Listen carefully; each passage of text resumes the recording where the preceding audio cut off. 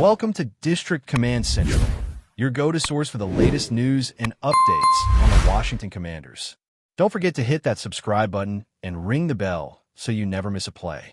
The Washington Commanders are heading into what may be the most pivotal offseason in recent memory, a period marked by sweeping changes, bold decisions, and an unmistakable sense of urgency surrounding the future of the franchise. The fallout from the 2025 season has already led to high-profile firings, with head coach Dan Quinn moving decisively to remove his right-hand man, defensive coordinator Joe Witt Jr., signaling a clear desire to reshape the defensive identity of the team. At the same time, the Commanders parted ways with offensive coordinator Cliff Kingsbury, a move that shocked many fans and analysts alike, particularly considering the successes of his first season. These initial changes set the stage for what could become a transformative period for Washington, as the organization wrestles with questions about leadership, strategy, and how to build a sustainable contender around quarterback Jayden Daniels. The timing of these changes, combined with external shocks in the NFL, has thrown the Commanders' offseason plans into a state of uncertainty, with one bombshell in particular having the potential to shift everything: the firing of Baltimore Ravens head coach John Harbaugh. Harbaugh, a perennial figure of stability and success in the league, now becomes a tantalizing option for any team willing to pursue a seasoned, championship-proven coach, and the Commanders find themselves at a crossroads where the decisions they make could redefine the trajectory of the franchise for years to come. The situation raises a key question. Should the Commanders pursue John Harbaugh? Dan Quinn's position as head coach appears secure on paper, but the whispers of internal friction and a natural uncertainty surrounding any organization coming off a disappointing season make it prudent for General Manager Adam Peters to explore all avenues.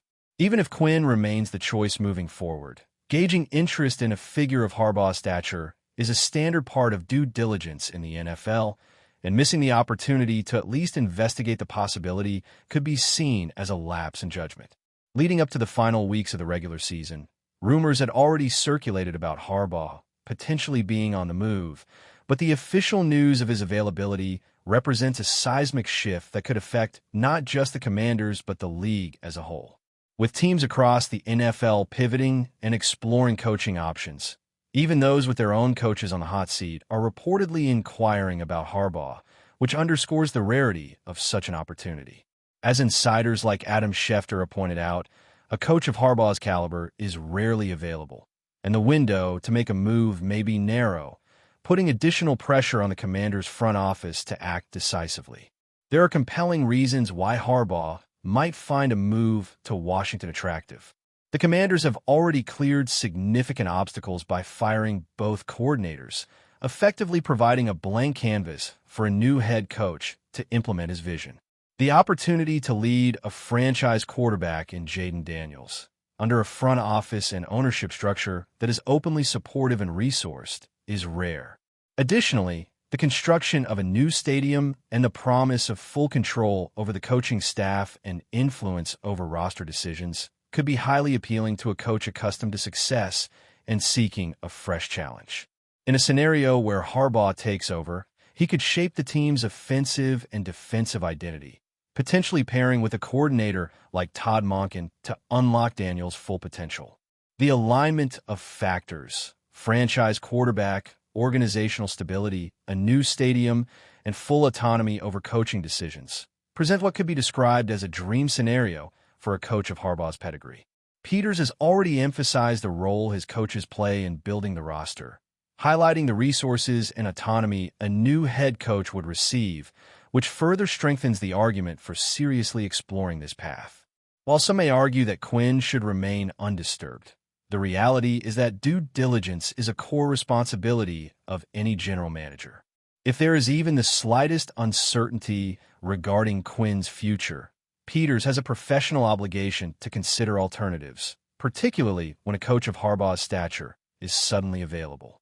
The contrast between 2024 and 2025 also underscores the delicate nature of leadership and performance in the NFL.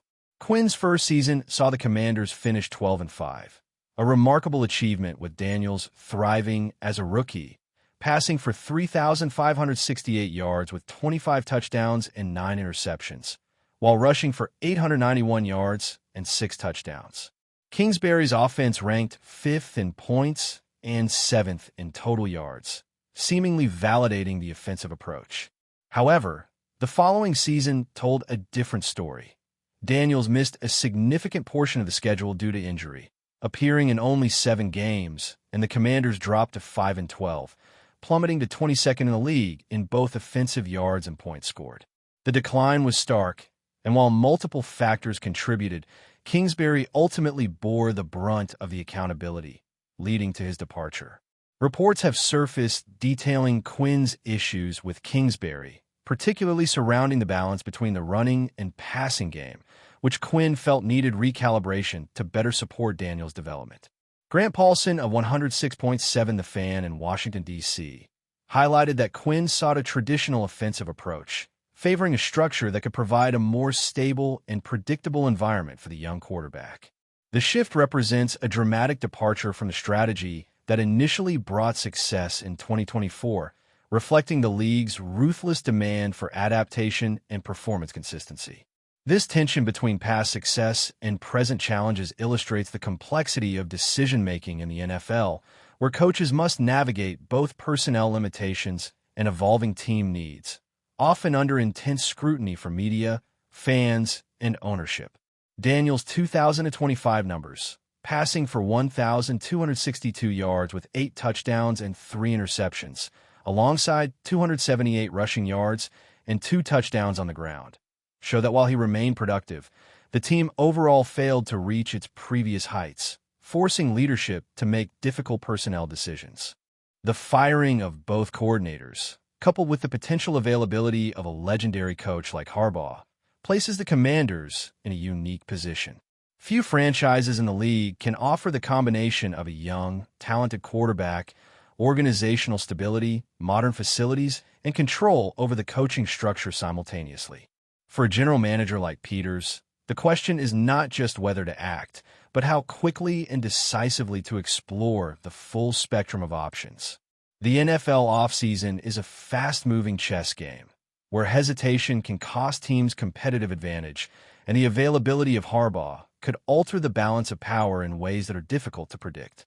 Should the Commanders engage with Harbaugh, the ramifications could reverberate across the league, influencing coaching hires, trades, and draft strategies, while also setting the tone for Washington's identity moving forward. If you're enjoying the coverage, make sure to smash that like button and drop a comment with your thoughts on the Commanders' latest moves. We want to hear from you. There's a quiet storm forming around the Commanders, and the kind of storm that starts with whispers in back rooms and ends up shaking the entire league. What is being said behind the scenes is nothing short of a financial and cultural reversal that could redefine the franchise's future, because the rumor spreading through executive circles and locker room conversations is that an Arab investment fund has acquired 40% of the organization, and the promise attached to that move is as bold as it is provocative. The message that keeps leaking out, always framed as an off-the-record confidence, is simple and dangerous at the same time: a championship window guaranteed within 2 years. This is not being sold as a dream or a long rebuild, but as a calculated outcome of money, structure, and influence aligning at the right moment. From the outside, it feels like one more headline in a league that has learned to live with massive valuations and international capital. But inside, the building, the atmosphere is described as something entirely different. Sources close to the front office say the mood shifted almost overnight, from cautious optimism to a kind of controlled urgency. When a fund like this steps in, it is not just about liquidity or balance sheets. It is about leverage. The Commanders, a franchise that has lived through instability, skepticism, and constant reinvention, suddenly find themselves being talked about in the same breath as global brands, not just domestic teams. And that changes how agents listen, how players think, and how rivals prepare. What makes this rumor even more intriguing is the strategic silence surrounding it. There has been no flashy press tour, no dramatic unveiling, no dramatic promises screamed from a podium. Instead, the narrative is being shaped in hushed tones, through selective leaks that feel intentional. People familiar with the deal suggest that the 40% stake was not about control for control's sake, but about injecting a different philosophy into the organization. This fund is said to believe in aggressive infrastructure investment, data-driven scouting, and long-term brand expansion that goes far beyond game day revenue. In their vision, the Commanders are not just a football team, but a global entertainment property waiting to be unlocked. The promise of a title in 2 years is what grabs the imagination, but it is also what fuels skepticism. In a league built on parity, injuries, and unpredictability, guaranteeing anything sounds reckless. Yet those close to the fund insist the statement was not meant as bravado, but as a benchmark. They reportedly believe that with the right financial muscle, elite staffing, and a ruthless approach to roster construction, the margin between mediocrity and contention can be erased faster than traditional thinking allows. The idea is not to wait for players to develop slowly, but to surround emerging talent with proven winners, regardless of cost, while building a pipeline that never dries up. Inside the locker room, the reaction is said to be a mix of excitement and pressure. Players talk among themselves about what this could mean for their careers, their facilities, and their legacy. There is a sense that the organization is no longer content with incremental progress or moral victories. The whispers suggest that everyone, from coaching staff to practice squad, is being evaluated through a sharper lens. The arrival of international money often brings a different standard of accountability, one that is less forgiving and more transactional. For some, that is thrilling. For others, it is unsettling. The front office is where the ripple effects may be most dramatic. Executives are reportedly preparing for a period of intense activity, where patience is replaced by precision. The fund's representatives are said to be deeply analytical, obsessed with models, probabilities, and efficiency. They're not fans in the traditional sense, but investors who believe winning is a process that can be engineered. That philosophy could lead to bold moves that would have been unthinkable before, including aggressive trades, contract restructures, and a willingness to absorb financial pain in the short term for competitive gain.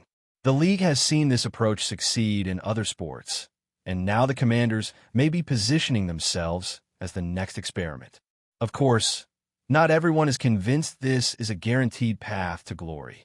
Critics point out that football is not a spreadsheet, and chemistry cannot be bought as easily as talent. They warn that a promise of a title in 2 years creates expectations that can crush a team if early results do not match the hype. There is also the cultural challenge of integrating a global investment philosophy into a sport that prides itself on tradition and local identity. Some longtime supporters worry about losing the soul of the franchise in exchange for ambition, while others argue that the soul has already been tested enough, and it is time for a new chapter. What adds fuel to the speculation is the timing. The Commanders are seen as a sleeping giant in a massive market, with resources and exposure that many teams envy. An investor looking to make a statement would naturally be drawn to that potential. By acquiring 40%, the fund gains influence without the burden of full ownership, allowing them to push innovation while avoiding the spotlight that comes with total control. It is a calculated position, one that suggests patience paired with confidence. They are close enough to shape the future, but distant enough to let the existing leadership execute the plan. Around the league, rival executives are paying attention. Even those who dismiss the championship guarantee as marketing bravado admit that the financial shift alone changes the Commander's profile. Suddenly, they're not just competing for wins, but for perception. Free agents listen differently when they hear about state-of-the-art facilities, global branding opportunities, and ownership groups willing to spend. Coaches consider the stability and ambition of the organization. In a league where the smallest edge matters, perception can be as powerful as reality. The fan base, meanwhile, is caught between hope and caution.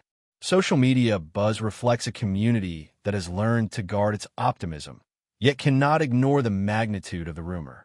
A 40% sale to an Arab fund is not a minor adjustment. It is a signal. It tells supporters that the franchise is thinking bigger, acting bolder, and refusing to accept the status quo. The promise of a title in 2 years feels almost too good to say out loud, like tempting fate. But it also reignites conversations that had grown tired, conversations about banners, parades, and relevance. At its core, this rumored deal represents a clash between old narratives and new realities. Football has always been about grit, teamwork, and heart, but it has also become a global business where capital flows freely and ambition knows no borders. The Commanders now sit at the intersection of those forces. If the speculation proves accurate, the next phase of their story will be defined by how well they balance money with meaning, urgency with patience, and promises with performance. Whether the guarantee of a championship in 2 years becomes prophecy or punchline remains to be seen, but one thing is clear in the tone of every whisper and every leaked confidence. The Commanders are no longer content to wait, and the league has been put on notice. Thanks for tuning into District Command Central. Make sure to subscribe and follow us for all the Commanders news you need. Until next time, keep the faith and hail to the Commanders.